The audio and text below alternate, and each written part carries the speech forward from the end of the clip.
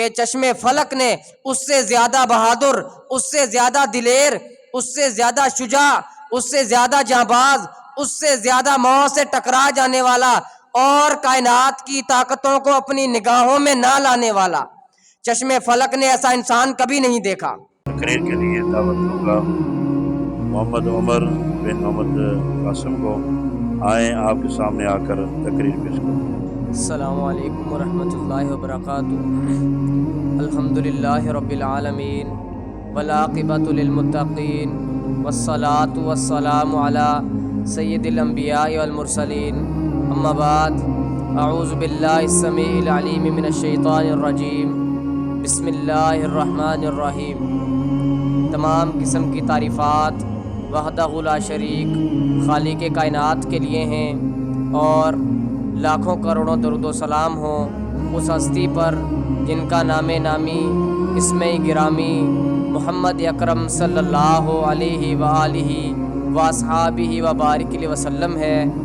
وہ ذات مقدسہ مبارکہ مطہرہ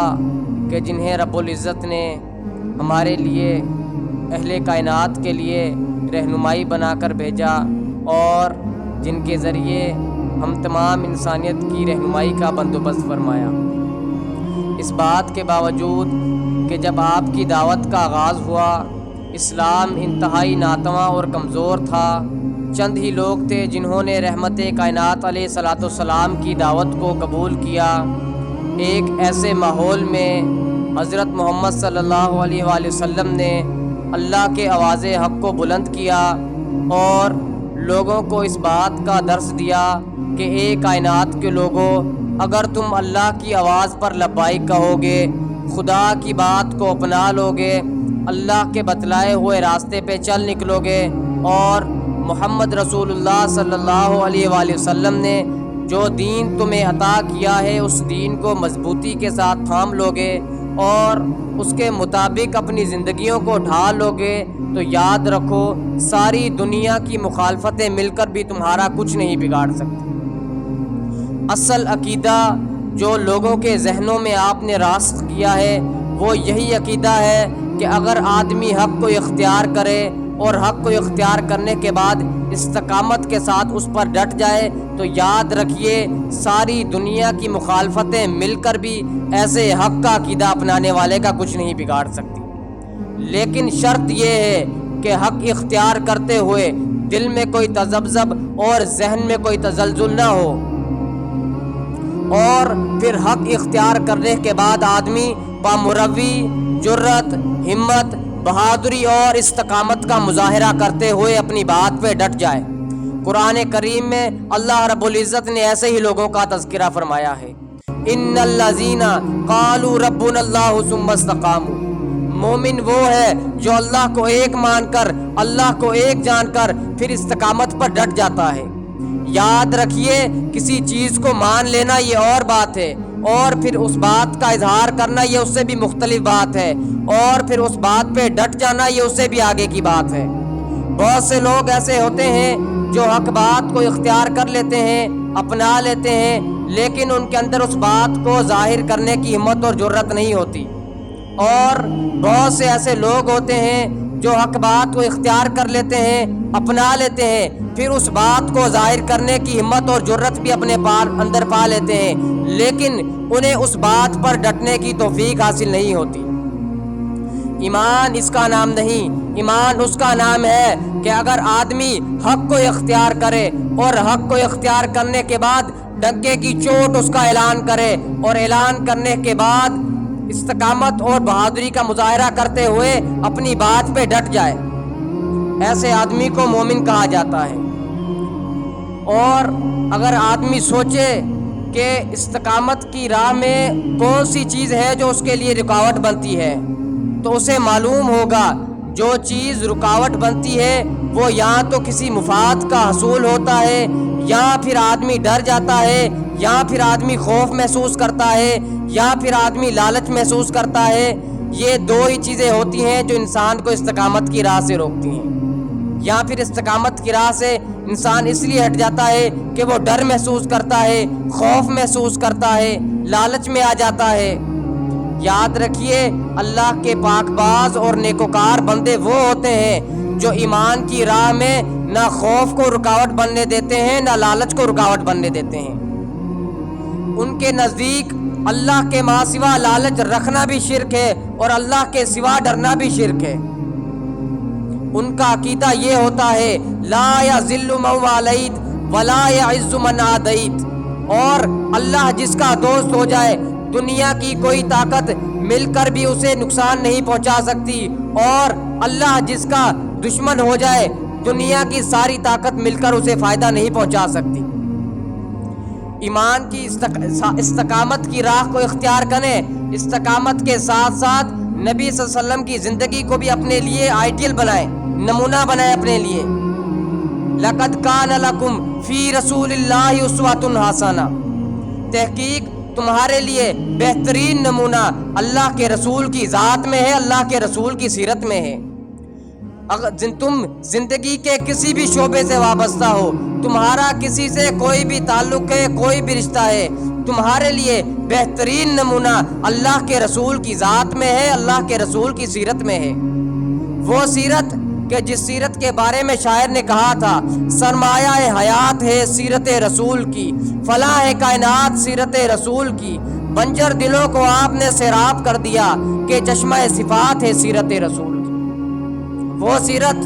کہ جب ابو بکر کے سامنے رکھتے ہیں تو صدیق بنتے ہیں، جب عمر کے سامنے رکھتے ہیں تو فاروق بنتے ہیں، جب علی کے سامنے رکھتے ہیں تو حیدر قرار بنتے ہیں، اور جب عثمان کے سامنے رکھتے ہیں تو عثمان غنی بنتے ہیں۔ یہ ہے سیرت جو ہر کسی کے لیے نمونہ ہے، آئیڈیل ہے۔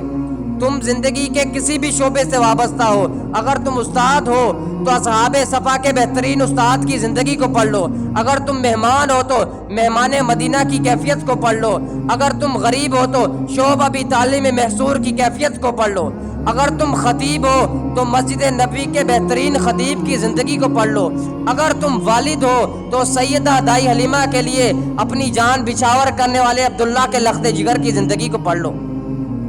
اگر تم نانا ہو تو حسن و حسین کے نانا کی زندگی کو پڑھ لو، اور اگر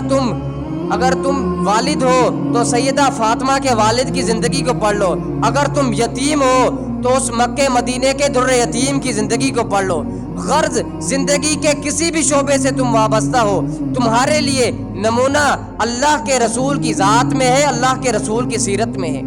وہ ذات کہ جس ذات کے بارے میں شاعر نے کہا تھا ہو لاکھوں سلام اس آقا پر، بت لاکھوں جس نے توڑ دیے، دنیا کو دیا پیغام سکون، طوفانوں کے رخ موڑ دیے۔ وہ تمہارا قائد، تمہارا امام، تمہارا پیغمبر، تمہارا نبی، تمہارا ہادی،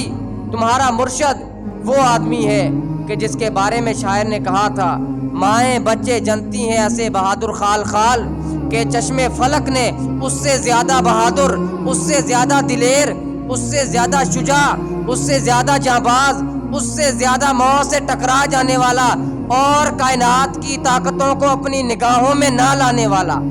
چشم فلک نے ایسا انسان کبھی نہیں دیکھا۔ مدینے کی بستی پر رات کی تاریخی میں کفار نے شب خون مارا، لوگ گڑبڑا کر اٹھے، گھوڑوں کی زینے کسیں، اسلحے سے لیز ہوئے اور مدینے کی سرحدوں کی طرف بڑھے۔ جب وہ لوگ مدینے کے دفاع کے لیے جا رہے تھے تو آمنہ کا لال تن تنہا مدینے کی سرحد سے آ رہا تھا۔ لوگ دیکھ کر حیران و شد رہ گئے، کہا آقا آپ کہاں سے آئے؟ کیا دشمن نے حملہ کیا؟ فرمایا ساتھیوں جاؤ، جا کر آرام سے سو جاؤ، محمد تمہاری حفاظت کے لیے اکیلا دشمنوں کو بھگا آیا ہے۔ تم آج اس بہادر نبی کی امت ہو، اس شجاع نبی کے ماننے والے ہو، اور نبی کے بعد اس روح زمین پر اگر اسلام کے کوئی وارث ہیں تو وہ آج صرف اہل حدیث ہیں۔ اس کا سبب یہ ہے کہ نبی کے بعد اپنی رہنمائی کے لیے لوگوں نے اوروں سے رشتے استوار کر لیے، اور ہم نے اوروں کے چہرے دیکھ کر اپنی آنکھوں کو بند کر لیا، اور کیا کہا سب کچھ خدا سے مانگ لیا تجھ کو مانگ کر،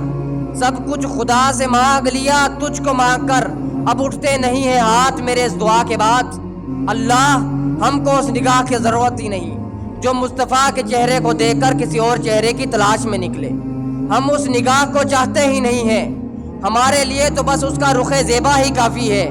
کہ جس کے بارے میں کہنے والے نے کہا تھا یا صاحب الجمال و یا سید البشر من وجہک المنیر لقد نور القمر لا یمکن السنا کما کان حقہ بعد از خدا بزرگ۔ تو یہ قصہ مختصر اور اس کا چہرہ کہ جس کے بارے میں جابر نے کہا تھا چاندنی رات میں چاند کے حسن میں محو صحرائے عرب میں چھٹتی ہوئی چاندنی کے سحر میں مسحور اپنے آپ کو عجب طرح کی کیفیات میں مبتلا پاتا کہ ایک طرف چاند مسکراتا ہوا ریگزار عرب کو سنہری لباس پہنائے ہوئے اس کی دل ربائی نے، اس کی رعنائی نے، اس کی زیبائی نے مجھ کو جکڑ کر رکھ دیا اور بے اختیار میرے قدم کچی چھت والی مسجد نبی کی طرف بڑھے۔ میں اس طرف بڑھتا چلا گیا اور کیا دیکھا کہ صحن مسجد میں آمینہ کا لال سرخ رنگ کی چادر اوڑھی ہوئی ہے اور چہرہ من وجہک المنیر، چہرہ دیکھتا رہ گیا۔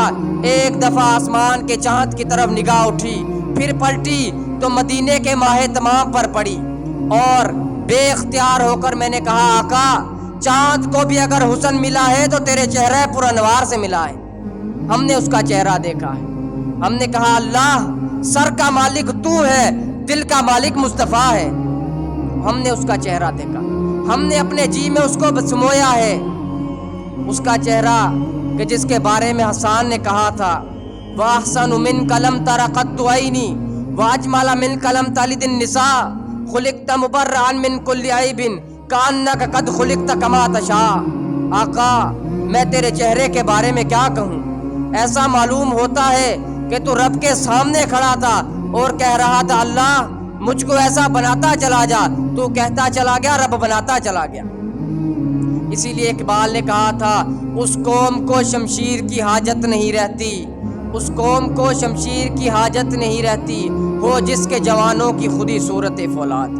آخر میں اللہ رب العالمین سے دعا ہے اللہ رب العالمین استقامت کو اختیار کرنے کی توفیق عطا فرمائے اور نبی صلی اللہ علیہ وسلم کی زندگی کو ہمارے لیے بہترین نمونہ بنائے۔ وما علینا الا البلاغ۔